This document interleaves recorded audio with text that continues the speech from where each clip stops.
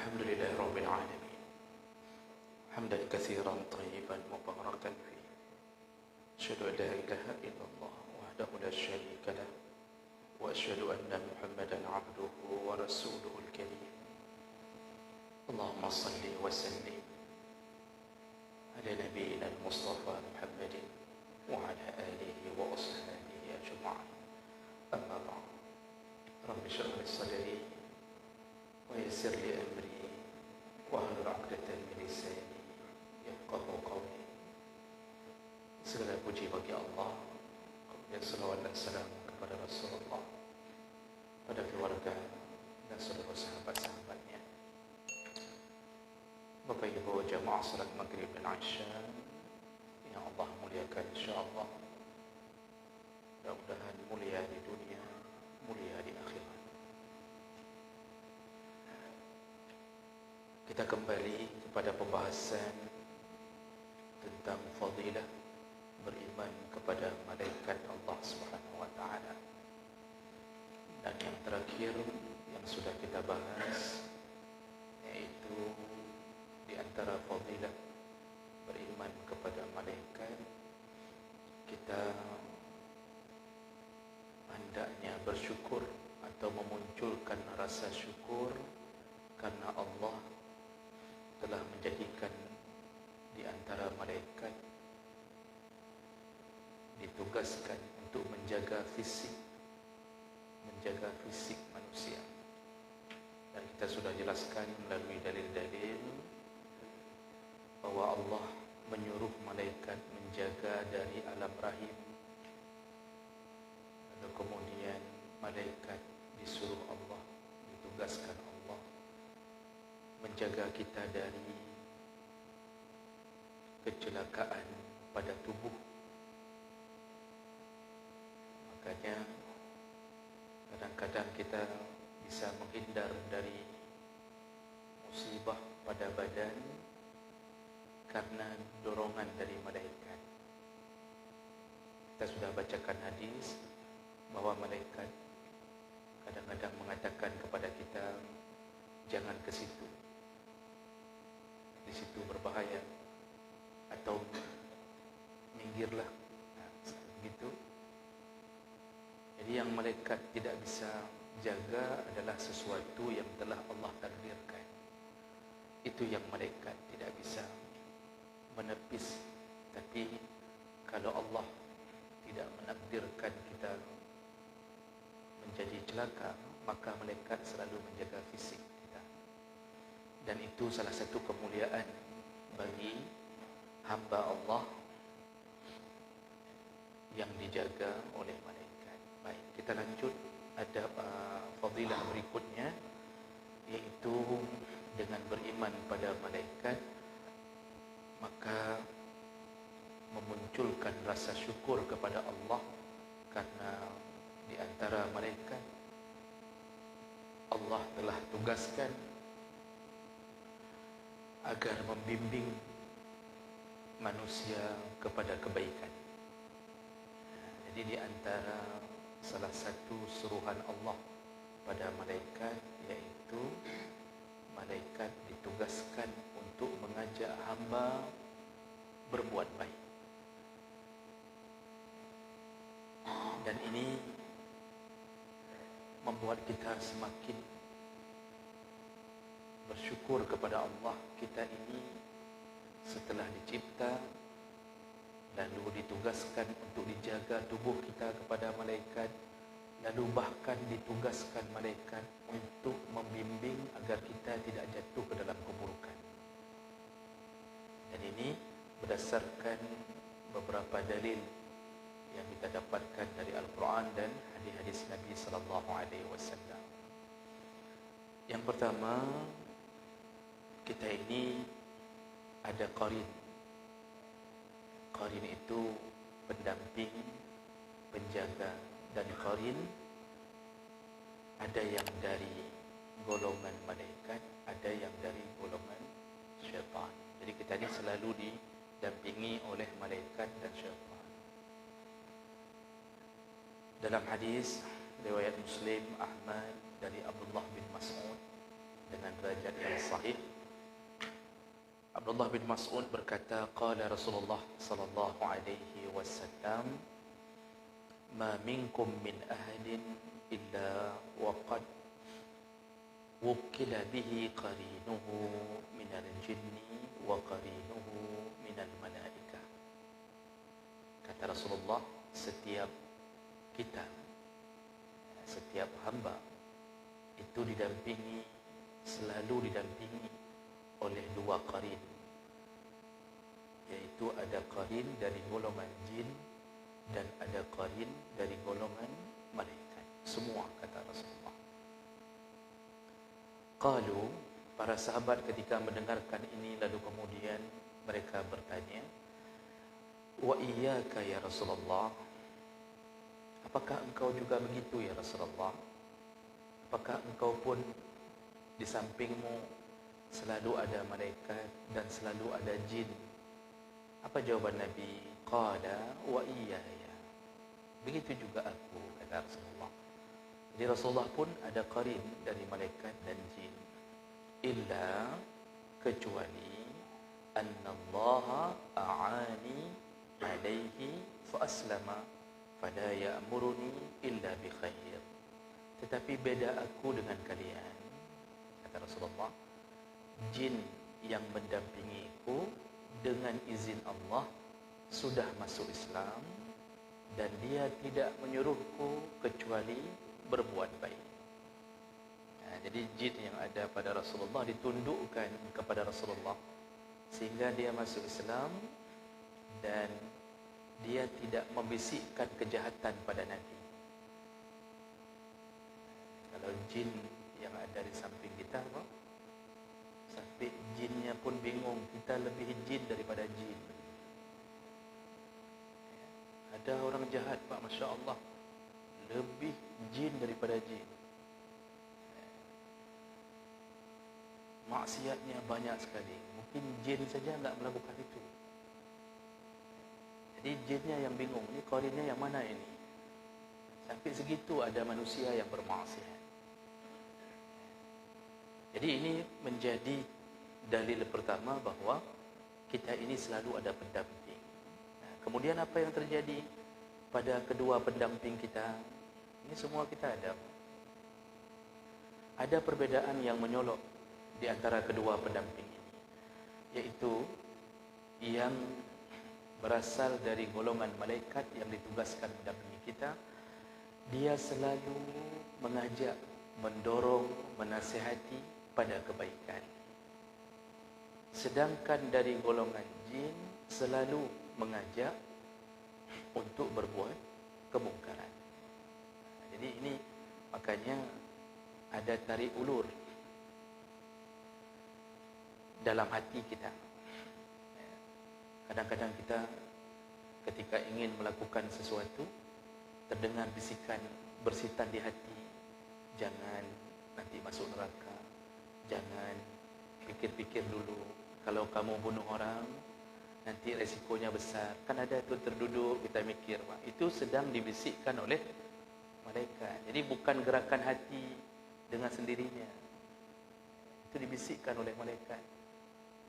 Yang mau makan riba sudah berada di pintu bank, terduduk, teringat isi pengajian, jangan, kata malaikat, dosanya lebih besar daripada 36 kali berzina. Itu malaikat bisik. Tapi setelah itu didorong lagi oleh syaitan, ambil saja, baik fikir banyak. Nanti kita fikir masuk neraka itu nanti. Yang penting kamu bisa bangun rumah dulu. Yang penting isterimu tidak minta cerai. Yang penting dia bahagia. Kata-kata aja. Itu kata syaitan. Bapak jangan lihat saya seperti syaitan. Jadi itu contoh. Itu contoh. Jadi Bapak Ibu yang Allah muliakan, siapa yang mengatakan seperti itu keadaannya? Rasulullah. Dalam hadis dari Abdullah bin Mas'ud, qala Rasulullah sallallahu alaihi wasallam, hadis dari riwayat Tirmizi dengan derajat yang sahih. Rasulullah berkata, inna lisyaitan lamma. Kata Rasulullah, syaitan itu punya bisikan bi ibni Adam, kepada anak Adam. Walil malak lamma. Malaikat pun berbisik-bisik kepada anak Adam. Syaitan berbisik-bisik, malaikat berbisik-bisik.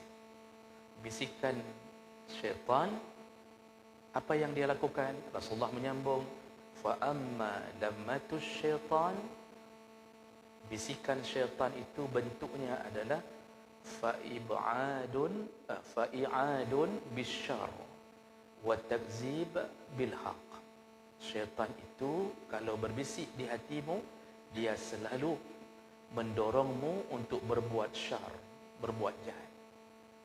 Wa takzib bil haq, dan dia mendustakan kebenaran.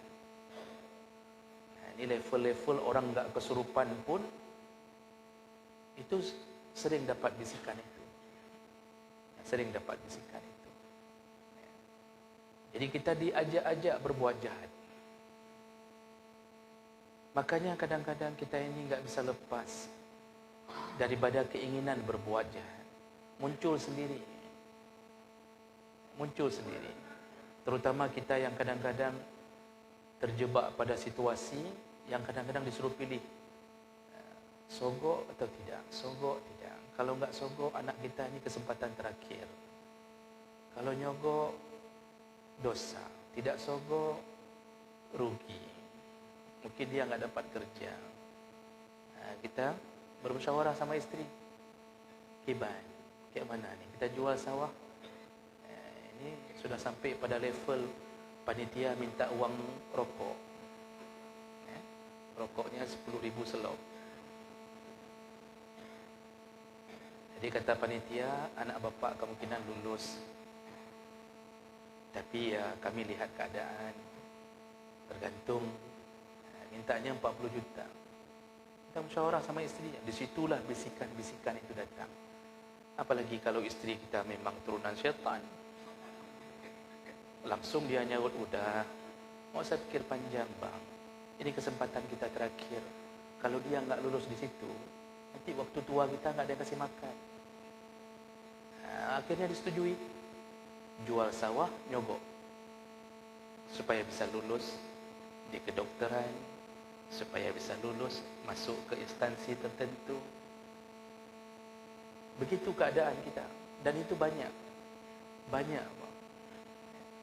Terutama bagi orang-orang yang tidak tersentuh dengan pengajian-pengajian, tidak mengerti tentang hukum, itu mudah mereka terjerumus ke dalam maksiat akibat lammatus syaitan. Jadi syaitan itu ngajaknya ke situ terus. Itulah awal kenapa kita ada keinginan berbuat jahat. Kalau syaitan sudah bekerja sama dengan nafsu, di situ mulai kita berada di puncak akan berbuat sesuatu. Maka penahannya adalah bisikan malaikat dan modal kita adalah iman. Maka Rasulullah mengatakan berikutnya, wa amma lammatul malak, tapi bisikan malaikat fa'i'adun bil khair wa tasdiqun bil haq. Malaikat itu selalu berbisik agar engkau terus melakukan kebaikan dan engkau tasdiq bil haq, membenarkan kebenaran. Itu maksudnya kita selalu nanti diajak fikirkan al-haq, ya, tentang kebenaran adanya surga. Ini sedekah jadi enggak? Jadi enggak? Jadi syaitan mengatakan, "Oh, usah sedekah. Fikirkan dulu, isi rumahmu belum lengkap. TV masih 24 inci. TV tabung, ganti dengan yang model rata." Berbisik-bisik, sedekah enggak ada. Supra X ada, dibisik sama syaitan, ganti dengan NMAX. Ini bukan maksud yang punya NMAX sudah ditipu sama syaitan. Ini bagi yang enggak bersedekah. Bagi yang sedekahnya kuat, mobilnya ada, NMAX ada, itu aman. Ya, artinya paling kurang seimbanglah antara hidup nyaman dengan menyamankan kehidupan orang. Tapi begitu maksudnya. Jadi bisik-bisik. Nah, malaikat kemudian yang mengatakan, udah, itu dunia. Raihlah surga. Bersedekahlah ingat-ingat sedekahmu akan memadamkan api neraka. Itu kan beradu-beradu, Pak. Makanya kita kadang-kadang mau sedekah saja terduduk dulu. Ya, terutama mereka yang imannya 50-50. Sedekah tidak. Kalau sedekah, ini nanti nggak bisa beli ini, nggak bisa beli itu. Nah, di situ malaikat datang menguatkan. Bersedekahlah, pikirkan keindahan hidup di surga. Nah, kadang-kadang bisa menang malaikat, kadang-kadang bisa menang syaitan. Lalu Nabi mengatakan, "Faman wajada zalika falya'lama annahu minallah falyahmadillah." Barang siapa yang engkau mendapatkan kenyataan bahawa engkau memenangkan kebaikan, ketahuilah, kata Nabi, falya'lam, ketahuilah, semua kemenangan itu, artinya engkau berhasil berbuat baik, semua itu datangnya dari Allah. Maka pujilah Allah. Makanya kita yang berhasil sedekah, habis sedekah ucapkanlah alhamdulillah. Kita menang di atas bisikan syaitan. Berarti malaikat berhasil mengajak kita kepada kebaikan. Pujilah Allah, kata Nabi, falyahmidillah. Yang sudah berbuat baik, berhasil mengantarkan satu sak beras kepada anak yatim dan ibunya, pulang, pujilah Allah. Kenapa? Berhasil itu karena izin Allah. Berarti kita termasuk golongan orang-orang yang mendapatkan hidayatul taufiq untuk menjalankan hidayah asal kita. Jadi Nabi ingin mengingatkan kita, jangan merasa bahwa kita yang berhasil, tapi Allah yang memenangkan pertarungan itu. Lalu Nabi sambung, wa man wajadal ukhra, tapi siapa yang mendapatkan kenyataan bahwa dia memenangkan bisikan syaitan, falyata'awwas billah minasyaitanir rajim, bersegeralah ucapkan a'udzubillah minasyaitanir rajim. Jadi menang, kita mulai ke arah maksiat, maka untuk melindungi diri itu segeralah bermohon perlindungan kepada Allah dengan kalimah a'udzubillah minasyaitanir rajim. Summa qara'a, lalu Rasulullah membacakan ayat asyaitanu ya'idukumul faqra wa ya'murukum bil fahsya. Ingat-ingat, kata Rasulullah, ini dalam surah Al-Baqarah 268, Rasulullah mengingatkan bahawa Allah mengatakan syaitan selalu mengajakmu ya'idukumul faqra, selalu mengingatkanmu tentang kefakiran, wa ya'murukum bil fahsya, dan dia selalu mengajakmu berbuat keji. Jadi apa maksud Allah? Syaitan selalu mengingatkanmu kepada kefakiran. Syaitan itu, Pak, selalu berusaha membuat kita jangan kasih harta kita ke orang, karena nanti kamu miskin. Kita punya uang, dibisik syaitan, jangan kasih. Kalau kamu kasih sedekah untuk anak yatim, anakmu sendiri kayak mana mau masuk pesantren? Sekarang masuk pesantren, uang pendaftaran pertama 10 juta ke atas rata-rata. Itu diingatkan. Padahal kita tujuan baik masukkan anak pesantren, tapi bertemu dengan sebuah tantangan. Ini ada tetangga yatim, enggak ada makan, ibunya sakit-sakitan, ayahnya stroke, mana duluan? Pilih untuk kehidupan anak atau pilih duluan itu? Padahal mungkin anak nanti masuknya mungkin bulan-bulan 10 contohnya. Itu syaitan mulai berbisik, ya'idukumul faqra. Syaitan selalu mengganggumu bahawa engkau akan fakir, engkau akan miskin. Kan sering kita dapatkan bisikan itu, Pak. Jadi jangan kasih. Nanti kita perlu tu untuk SPP belum. Padahal Allah sudah janji yang membantu memasukkan kebahagiaan ke dalam hati seorang mukmin yang sedang ditimpa kesusahan, maka Allah akan lepaskan kesusahannya baik di dunia maupun di akhirat. Jadi yang melepaskan kesusahan seorang mukmin, Allah lepaskan kesusahannya. Itu janji Allah. Maka jangan fikir panjang. Ketika kita bantu orang yang sedang kesusahan, anak kita dibantu macam-macam caranya. Nanti pas detik-detik dia mau masuk harus daftar, ada saja Allah beri rezeki. Tiba-tiba kita ketemu uang di jalan dalam plastik, isinya 12 juta, pas untuk masukkan anak pesantren. tapi itu wajib bayar. Contohnya begitulah, itu contoh paling bodoh. Tapi ada cara tiba-tiba dagangan kita yang biasanya kurang laku karena kita sudah habiskan harta untuk bantu orang, lalu Allah lariskan dagangan kita sampai mencukupi uang.